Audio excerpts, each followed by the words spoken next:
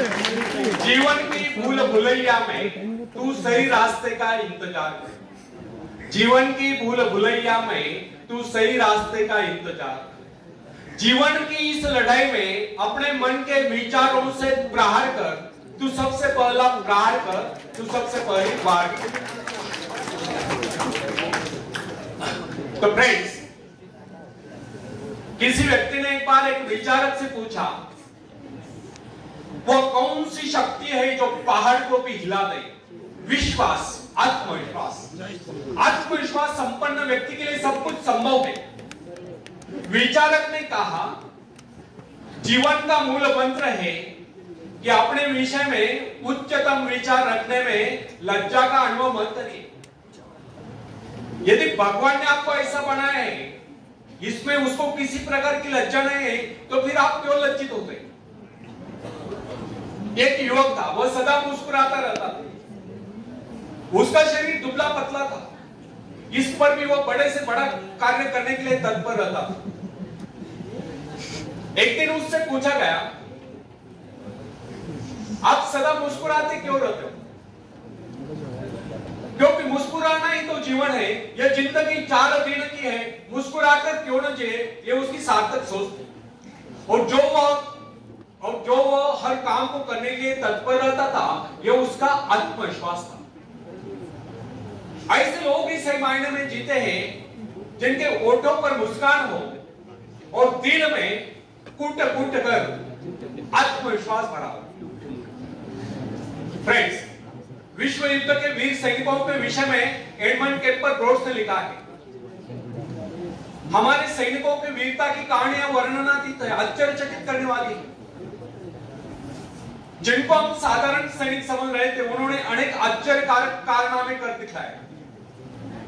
उदाहरण के लिए उस युवक को लीजिए जो अपने स्कूल के दिनों में बड़ा ही ढीला ढाला सा लगता था, अनुपस्थित भी रहता था, जो कभी परीक्षा में उत्तीर्ण नहीं हुआ।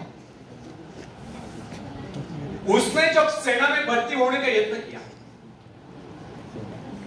तो शारीरिक परीक्षा के अवसर पर डॉक्टर ने उसको अयोग्य घोषित कर दिया। उसने फिर यत्न किया, फिर भी असफल रहा।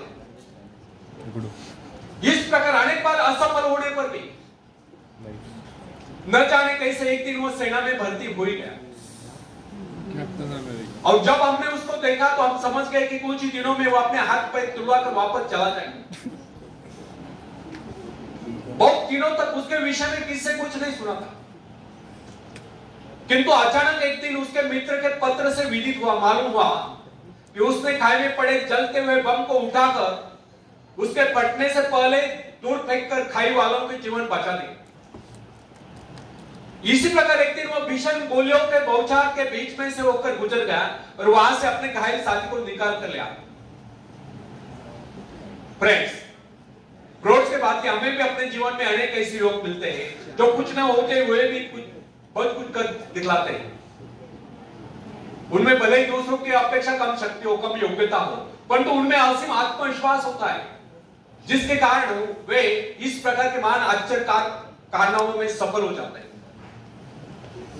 यह मनुष्य का विश्वास ही है जो असंभव को संभव कर देता है। आत्मा में विश्वास, परमात्मा में विश्वास, मनुष्य का आत्मविश्वास उसको देवता बना देता है, जिसकी इच्छा पूर्ण होनी चाहिए। फ्रेंड्स, दुनिया में जितने भी आविष्कार हुए या जितने भी ऐतिहासिक परिवर्तन हुए, उन सब के पीछे एक ही शक्ति थी, वो शक्ति थी आत्मविश्वास की। ईश्वर ने हमें भय की भावना नहीं, अपितु शक्ति की भावना प्रदान की। उसने हमें प्रेम करना सिखलाया, सुलझा हुआ मस्तिष्क दिया है। फिर भी अधिकांश लोग स्वयं को अपनी दुर्बलताओं से मापते हैं, अपने सामर्थ्य से नहीं।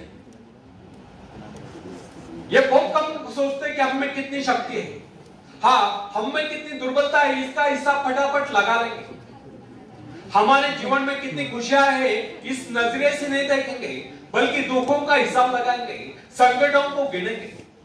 मनुष्य अपने महत्व को अपने विजय से मापने की अपेक्षा अपने पराजय से मापते हैं।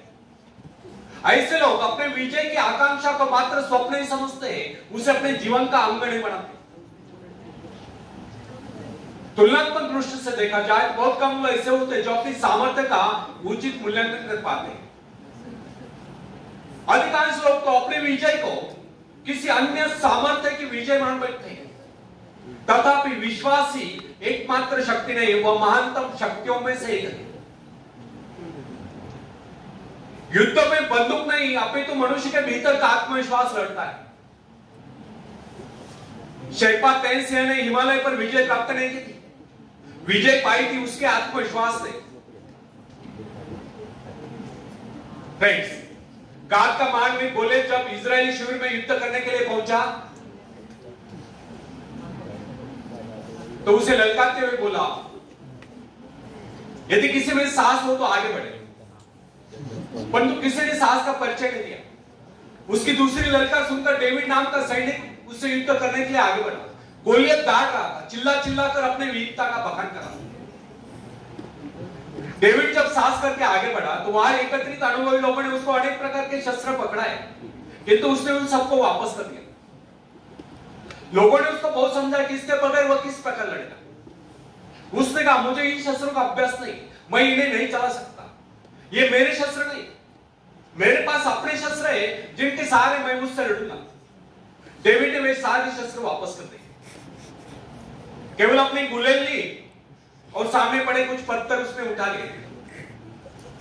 दूसरी ओर फिलिस्तीनी गोलियत सिर से पांव तक हथियार से लैस ढाल से ढका हुआ, उसके पास बड़े बड़े घातक शस्त्र थे। गोलियत ने जब एक निहत्थे इजरायली युवक को यानी कि डेविड को अपने से युद्ध करने के लिए आगे बढ़ते हुए देखा तो फिर उसी प्रकार गर्व से भरकर उसे ललकारते हुए बोला, आओ मेरे समीप आओ, मैं तुम्हारा मांस नोचकर आकाश में उड़ने वाले चिलकौओं को खिलाऊंगा। उसकी गर्वोक्ति सुनकर डेविड ने उससे कहा, गोलियत, तुम तो मेरे पास ढाल और तलवार लेकर आए, किंतु मैं तुम्हारे पास उस ईश्वर से विश्वास लेकर आया हूं जिसकी आज्ञा का तूने उल्लंघन कर दिया। वह परमेश्वर जो इजरायली सेना का सेनापति है, आज वही परमेश्वर मेरे हाथों तुझको पराजित करेगा। उस फिलिस्तीनी के पास डेविड के पास दिखावे के लिए शस्त्र नहीं थे। उसने किस शस्त्र पर विश्वास जमा कर केवल अपने परमात्मा पर विश्वास जगाया था, अपने आत्मविश्वास पर विश्वास जगाया था। उसी विश्वास के आधार पर उसने गोलियत को पराजित कर दिया। उसने अपने गुलेल में एक पत्थर सटाया और गोलियत के माथे को निशाना बनाकर उसे छोड़ दिया। पत्थर लगते ही वह वही जमीन पर लोटपोट हो गया। यह डेविड के दृढ़ आत्मविश्वास का परिणाम था कि सिर से पांव तक हथियारों से लैस गोलियत को उसने धूल चटा दी, केवल एक गुलेल और ईश्वर के प्रति अपने विश्वास के दम पर, अपने आत्मविश्वास के दम पर। विवेकानंद जी भी यह करते थे, जिनमें आत्मविश्वास है वही जिनमें आत्मविश्वास है वही आस्तिक है, और जिनमें आत्मविश्वास नहीं वह नास्तिक है। उनका तो यह भी कहना है कि अगर आपका 33 करोड़ देवता पर विश्वास है और स्वयं पर विश्वास नहीं तो भी आप नास्तिक हैं। आप हर क्षेत्र में, कौन सा भी क्षेत्र हो, आपका आत्मविश्वास होना चाहिए। आत्मविश्वास में उसका मीनिंग समझ सकते हैं, आप बता सकते हैं। आत्मविश्वास हमारे भीतर मौजूद शक्ति का एहसास होना ही आत्मविश्वास है।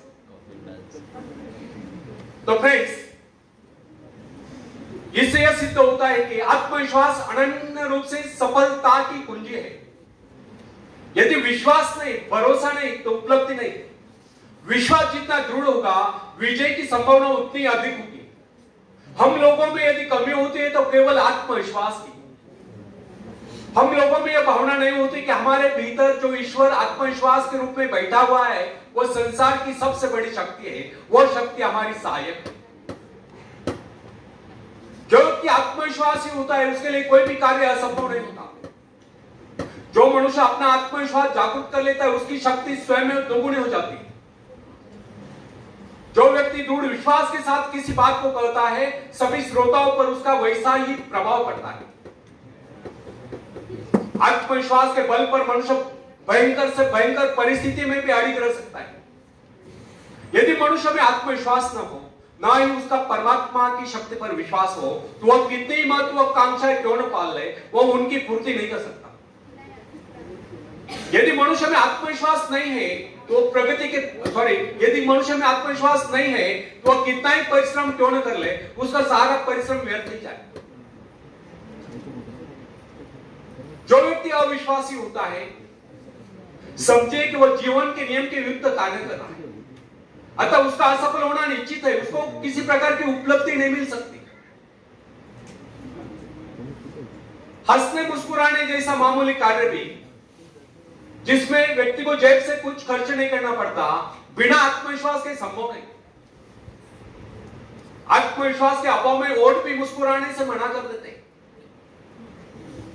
फ्रेंड्स, यदि आप जीवन में सफलता चाहते हैं और हंसते हंसते इस जीवन को गुजारना चाहते हैं, तो इसके लिए सर्वप्रथम हमें अपने भीतर आत्मविश्वास पैदा करना। उन दो मनुष्यों में धरती और आकाश का अंतर होता है, जो अनात्मविश्वासी है और जो आत्मविश्वासी है। जो व्यक्ति आत्मविश्वास रहित होता है, उसका जीवन कभी ऊपर की ओर उठ नहीं सकता, जबकि जो व्यक्ति आत्मविश्वासी होता है, उसका जीवन ऊपर को उठे बिना नहीं रह सकता। संसार में जितने भी महान कार्य जिस किसी ने किए हैं, वे सब साहस के आधार पर ही हुए और किए गए।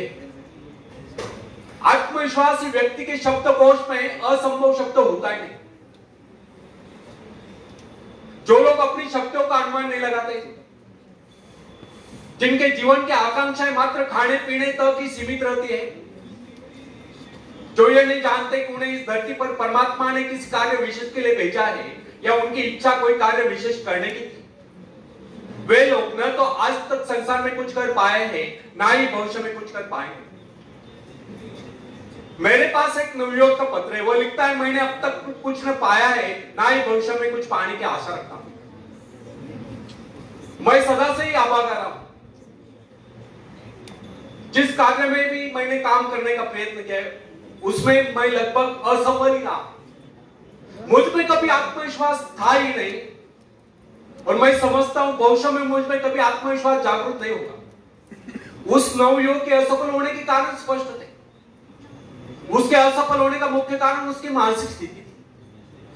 जिस आदमी की मानसिक स्थिति ऐसी होती है, उसको कभी सफलता नहीं मिल सकती। सफलता पहले मस्तिष्क में उपस्थित, उसके बाद उसको कार्य रूप में प्राप्त किया जाता है। मन में यदि विश्वास हो तो मनुष्य अवश्य सफल होगा। जिसके मन में यह विश्वास आ गया कि वह विजयी है, सफल है, और दुनिया का कोई ऐसा कार्य नहीं जिसे वह अंजाम न दे सके, तो सफलताएं उसके कदम चूमती है, वह व्यक्ति सफल है। जब कोई व्यक्ति अपने मन में दृढ़ धारणा बना लेता है कि वह किसी का भला कर ही नहीं सकता, तो दुनिया की कोई ऐसी शक्ति नहीं जो उसे कार्य करने के लिए प्रेरित कर सके, उस कार्य में उसे सफलता दिला सके। फ्रेंड्स, जब हम जीवन में सफलता की बात करते हैं, तो उससे पूर्व हमें अपनी विजयदायिनी शक्ति पर पूर्ण विश्वास होना चाहिए। हमें अपने पर पूर्ण विश्वास होना चाहिए, और जो कार्य करे पूरे दिल से करे, अनमने होकर नहीं, तभी हम उस पर विजय प्राप्त कर सकते हैं। फ्रेंड्स, जिस समय जैन एडम्स से कॉलेज छोड़ा था, उस समय उसके सम्मुख एक उद्देश्य था। उसके विषय में डॉक्टर ने कह दिया था कि उसका स्वास्थ्य इतना बिगड़ गया है कि वह अब अधिक समय तक जीवित नहीं रह सकती, यहां तक कि उन्होंने उसके जीवन की अवधि अधिकाधिक 6 मास की निर्धारित कर दी थी। जैन ने कहा, ठीक है, 6 मास है, इन 6 मास में कम से कम वह एक काम तो कर ही लूं जो मैं मानवता के लिए करना चाहती। उसने आत्मविश्वास से कार्य लिया। उसके अपने जीवन का उद्देश्य एक आश्रम की स्थापना करना। उसने पूर्ण विश्वास के साथ वह कार्य हाथ में लिया, और जो जो अपने कार्य में आगे बढ़ती गई, तो उसका स्वास्थ्य भी बेहतर होता गया। न केवल अपने उद्देश्य की स्थापना में सफल हो गई, अभी तो 6 मास ही नहीं, वह कई वर्षों तक जीवित रहे। यह उसका अपने पर पूर्ण विश्वास और परमात्मा की कृपा में अपार श्रद्धा और निष्ठा का ही परिणाम था। फ्रेंड्स, हिप्नोटिज्म का चमत्कार देखिए। मैंने एक ऐसे व्यक्ति को भी देखा जो साधारण था, जब हिप्नोटाइज कर दिया गया तो उसने वह कर दिखलाया जिसकी कोई कल्पना नहीं कर सकता। उसको 2 कुर्सियों पर लिटा दिया गया, एक कुर्सी पर उसके पैर, दूसरी पर उसकी गर्दन और सिर, बीच का भाग अधर में। उसने अपने ऊपर 7-8 आदमियों का भार उस अवस्था में झेल लिया। अब आप ही बताइए कि उसमें यह अतिरिक्त बल कहां से आ गया? यह केवल उस व्यक्ति का करिश्मा था जिसने उसको हिप्नोटाइज करके उसमें यह विश्वास जगा दिया था कि वह ऐसा कर सकता है।